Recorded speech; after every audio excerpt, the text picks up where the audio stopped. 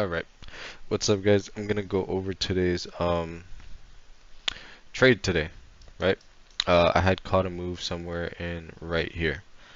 To go over briefly as to why I had found this level or how I had found it. First of all, let me just kind of um, signal that this was posted an hour ago. What I was specifically looking for was at 606.01 for a reject. Now, how I had found this was there's support on the hourly here, support here. If you get below, there's a flush. Above, support, below again, flush. So that's why I had marked that out, right? Now, I'm very used to seeing like a good downwards movement if the hourly candle ends up opening below, right? And sometimes it could work with the 15-minute. Right? I mean, if you look at the 15, it looks kind of clean how it opens below and then gets below.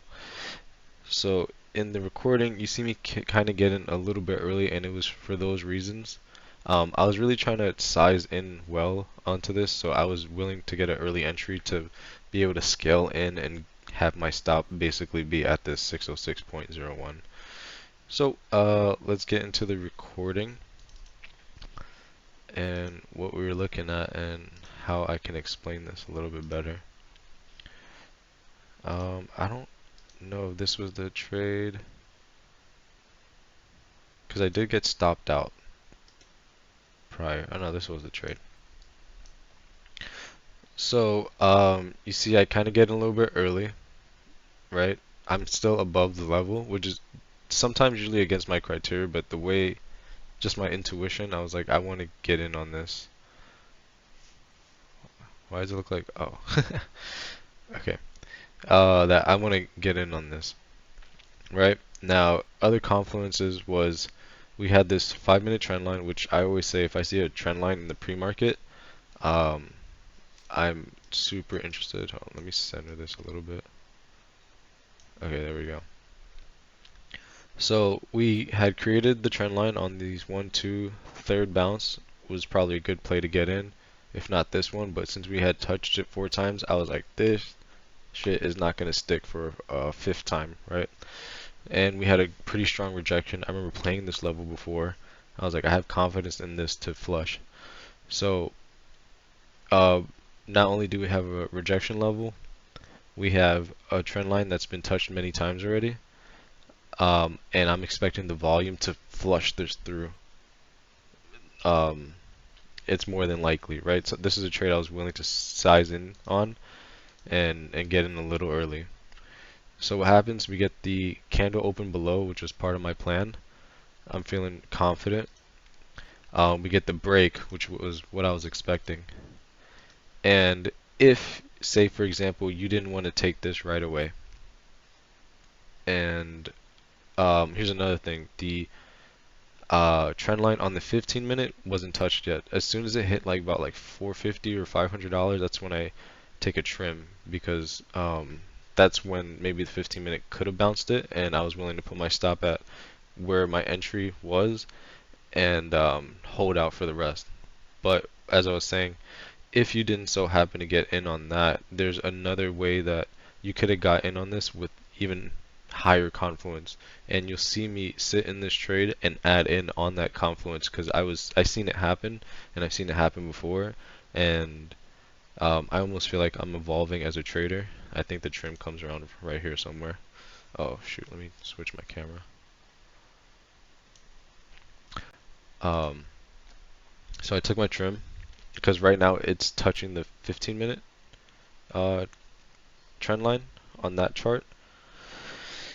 But basically what I'm gonna go into as to why I added in again, because say you weren't able to catch this trade pre-market, right? You're being patient. I was watching the EMAs just in case if we got above or like it just had some sort of reaction, but we didn't. And I kind of sat through this up until market open. Let me skip ahead.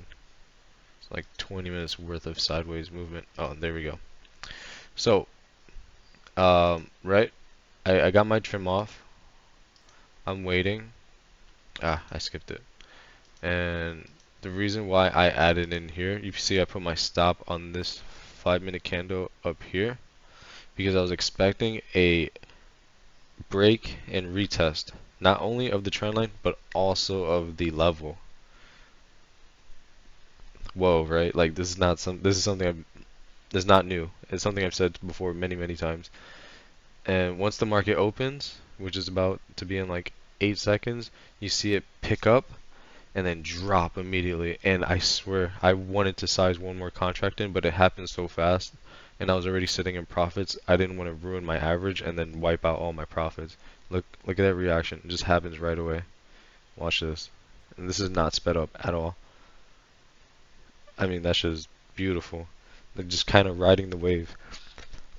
So basically, what I'm saying is, if you didn't happen to catch this trend line up and then break, or even this, say you just traded supply and resistance, you could have seen this setup of a rejection of the level, a break of the trend line, retest, and flush. Like these, fuck, I wish I could circle, but right here would have been two very strong confluences as to why to go short. And yeah, that's today's trade, how I wrote it. Um, the past, I mean, I remember since last year that January is a very slow start to the market. We've had very choppy price action, especially this week. I almost don't even want to trade for the rest of the week, like seriously. Um, it's just been ugly. But I had such a good entry that I was willing to sit through this, and that's something I think I'm gonna try and work on, or if it's just familiar setups. But um, I think this was like a great example of recognizing what works and um, I guess managing your trade appropriately, or like knowing how to ride the wave. And if I was speaking from where I'm from, um, I think this was beautifully done, beautifully executed, and I hope you guys learned something from this. All right, catch you in the next one.